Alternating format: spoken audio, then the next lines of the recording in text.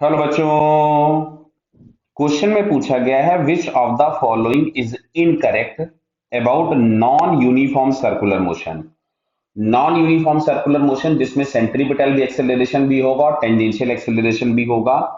जिसमें लिखा हुआ है AC is the centripetal acceleration and eighty is the tangential acceleration. Centripetal acceleration हमेशा सेंटर की तरफ में लगेगा।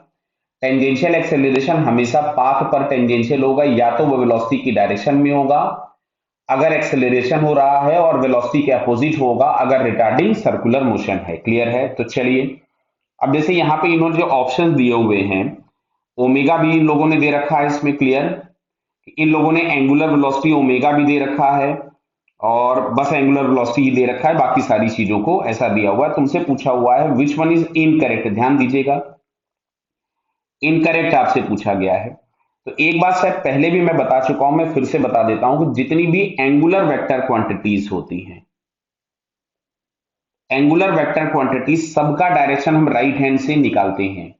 राइट हैंड के फिंगर्स को आप रोटेशन की डायरेक्शन में घुमाएंगे तो हम बताएगा आपको उस एंगुलर वेक्टर क्वांटिटी का डायरेक्शन। जैसे मान लो ये एक सर्कल है और पार्टिकल अगर ऐसा घूम रहा है तो अपने राइट हैंड के फिंगर्स को इस सेंस में घुमाइए तो थंब जा रहा होगा इनसाइड द प्लेन। ऐसा ही अगर हम यहाँ पे इस तरीके से दिख रहा हो, राइट हैंड की फिंगर्स को अगर हम इधर घुमाएंगे तो थंब आ रहा होगा आउटसाइड द प्लेन।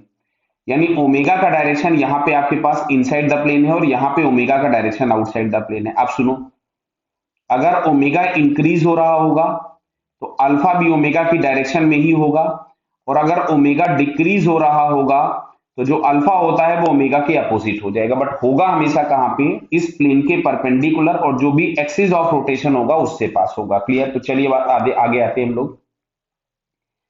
अब मैं एक छोटा सा सर्कल आपके लिए बना देता हूं जिसमें मैं सारी चीजों को मेंशन कर दूंगा। देखिए,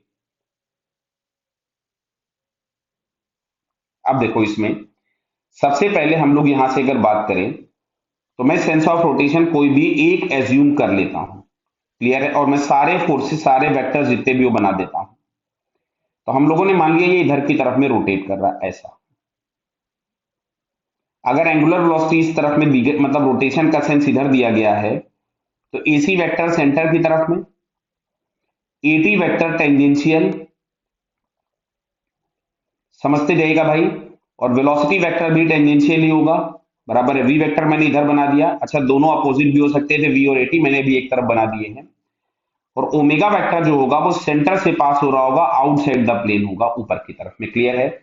तो क्या दिख रहा है? ओमेगा और वी के बीच में एंगल 90 है तो डॉट प्रोडक्ट जीरो, ये बात सही हो गई।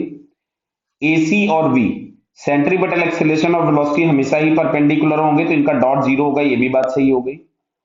ओमेगा डॉट एसी, ये भी बात सही है। क्यों?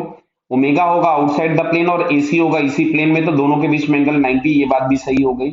अच्छा, वी डॉट एटी, अब देख लो यहीं पे ध्यान से आप लोग, यहाँ पे अगर हम वी और ए देखें तो दोनों सेम डायरेक्शन में, ज्यादा से ज्यादा क्या होता है, दोनों अपोजिट होते हैं।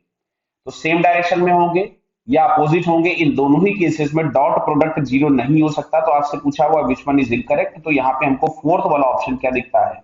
इनकरेक्ट। ओके बेटा, ऑल द बेस्ट।